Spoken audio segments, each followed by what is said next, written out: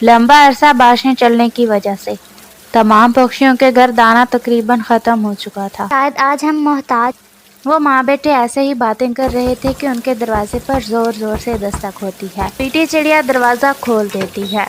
अंदर आ जाओ, मुझे तुम्हारा सब पता है। कोई भी बुरा वक्त हो तो तुम ऐसे ही हर पक्षी से मांग मांग कर गुजारा करते हो। गहरी हो जाएगी तो स्वीटी चिड़िया और उसके बच्चे सो जाएंगे और मैं उनके घर जाकर उनकी जमा की हुई पालक चुरा लूंगा। कौवा स्वीटी चिड़िया के घर उसकी जमा की हुई पालक चुराने चला जाता है। कौवा जैसे ही स्वीटी चिड़िया के घर धीमे पाँव से पालक चुराने ही लगता है तो स्वीटी चिड़िया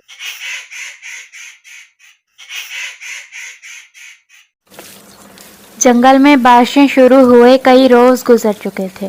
सावन में बारिशें तो हर साल ही हुआ करती हैं, लेकिन अब की बार तो बारिशें रुकने का नाम ही नहीं ले रही थी। लंबा अरसा बारिशें चलने की वजह से तमाम पक्षियों के घर दाना तकरीबन ख़त्म हो चुका था, लेकिन ऐसे हालात में स्वीटी चिड़िया को कोई फिक्र ना थी, क्योंकि उसने बहुत सी पालक की फसल अपने घर में इकट्ठी की हुई थी, जिसकी वजह से वो महफूज और मुतमईन थी। बच्चों, तुम मुझसे रोज पूछा करते थे कि मामा तुम इतना दाना क्यों इकट्ठा कर रही हो। प्यारे दोस्तों, क्या आपने मुझे सब्सक्राइब कर लिया है? और घंटी के आइकन को दबाना बिल्कुल मत भूलिएगा। अब देख रहे हो ना, बारिशें कई दिनों से लगातार हो रही हैं और रुकने का नाम ही नहीं ले रही, लेकिन हमारे पास पालक की इतनी फसल मौजूद है कि हम ये बारिशों के दिन आसानी से अपने घर में बैठकर गुजार सकते हैं। बेटा, हमें ज़िंदगी गुजारने के लिए बहुत सी चीज़ों को जहन में रखना चाहिए, ताकि जब भी बारिशें हों, सूखे का समय आए या कोई भी बुरा वक्त आ जाए तो हम कभी भी किसी के मोहताज ना हों। अच्छे वक्त में बुरे वक्त का ख्याल रखना चाहिए। जी मामा, आप सही कह रही हैं। अगर आप ये पालक की फसल घर में इकट्ठी ना करती तो शायद आज हम मोहताज होते किसी न किसी पक्षी के। वो माँ बेटे ऐसे ही बातें कर रहे थे कि उनके दरवाजे पर जोर जोर से दस्तक होती है। मामा, ये कौन है इतनी तेज़ बारिश में हमारे घर पर? पता नहीं बेटा, मैं देखती हूँ, शायद कोई अजनबी मुसाफिर हो। मैं देखती हूँ बेटा, कौन है? चिड़िया आपी, मैं हूँ कालू कौवा। मैं बहुत मजबूर होकर आपके पास आया हूँ। मेरी बीवी और बच्चे भूखे हैं, मेरी मदद कीजिए। कालू कव्वे, मुझे यकीन था कि ये और कोई नहीं हो सकता सिवाय तुम्हारे। तुम कभी नहीं सुधरोगे। मैं तुम्हारी मदद हरगिज़ नहीं करूँगी। तुम हमेशा ही ऐसे करते हो। जब भी बारिशें, सूखे का समय या बुरा वक्त आ जाए तो तुम मांग तांग कर गुजारा करते हो। मामा, कवे अंकल मजबूर होकर आए हैं ना हमारे पास। हमारे पास तो दाना है, लेकिन कवे अंकल के पास कोई दाना नहीं, इसलिए हमें उनकी मदद करनी चाहिए। फिर क्या था, स्वीटी चिड़िया दरवाज़ा खोल देती है। अंदर आ जाओ, मुझे तुम्हारा सब पता है। तुम कोई काम करते नहीं हो अच्छे दिनों में, और जब भी बारिशें हो या कोई भी बुरा वक्त हो तो तुम ऐसे ही हर पक्षी से मांग मांग कर गुजारा करते हो। और फिर स्वीटी चिड़िया कालू कौवे को पालक के कुछ पत्ते दे देती है। ये लो, अब अगर मुझे तुम्हारे बच्चों का ख्याल ना होता ना तो मैं तुम्हारी मदद कभी भी ना करती। चिड़िया आपी, मैं शर्मिंदा हूँ। आपका एहसान है मुझ पर और मेरे खानदान पर। फिर कालू कौवा स्वीटी चिड़िया से पालक के कुछ पत्ते लेकर अपने घर की तरफ चला जाता है।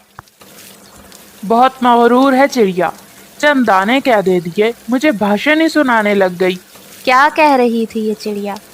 ये ही कि तुम कोई काम नहीं करते, अच्छे वक्त में बुरे दिनों का ख्याल नहीं रखते, और जब भी बारिशें हों, सूखे का समय आए या बुरा वक्त आ जाए तो तुम ऐसे ही मांग तांग कर गुजारा करते हो।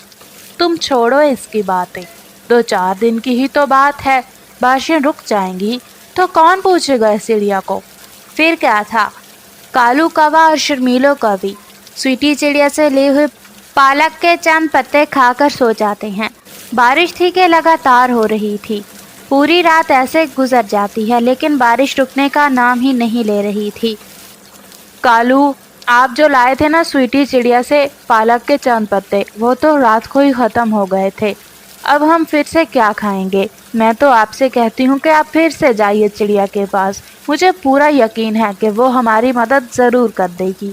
नाना नहीं शर्मीलो, मैं नहीं जाऊंगा उस मगरूर चिड़िया के पास। क्या मतलब कालू? अगर आप चिड़िया से पालक नहीं मांगेंगे तो हम क्या खाएंगे? शर्मीलो, तुम परेशान मत हो, मेरे पास एक आइडिया है। क्या क्या आइडिया है आपके पास कालू जी?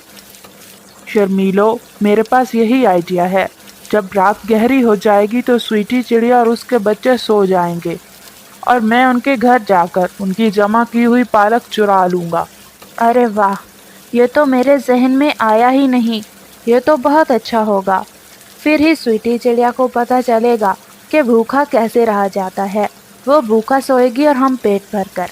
फिर क्या था, कालू कौवा और शर्मीलो कवि रात के गहरे होने का इंतज़ार करने लगते हैं। कालू जी, अब रात काफ़ी गहरी हो चुकी है। अब स्वीटी चिड़िया और उसके बच्चे सो गए होंगे। आप जाइए और स्वीटी चिड़िया के घर से उनकी जमा की हुई पालक की फसल चुरा कर लाइए। ठीक है शर्मीलो, मैं जा रहा हूँ और तुम परेशान बिल्कुल मत होना। और फिर कालू कौवा स्वीटी चिड़िया के घर उसकी जमा की हुई पालक चुराने चला जाता है। कालू कौवा जैसे ही स्वीटी चिड़िया के घर धीमे पाँव से पालक चुराने ही लगता है तो स्वीटी चिड़िया की आंख कालू कौवे के पैरों की आवाज़ से खुल जाती है। कालू कौवे, तुम्हें ज़रा शर्म नहीं आती ऐसा काम करते हुए? हालांकि जब भी तुम्हें मदद की ज़रूरत होती है तो मैं हमेशा ही तुम्हारी मदद करती हूँ, लेकिन अब फिर ऐसी कौन सी नौबत आन पड़ी थी कि तुम्हें मेरे घर चोरी करनी पड़ गई? चिड़िया आपी, मैं शर्मिंदा हूँ, मुझे माफ़ कर दीजिए।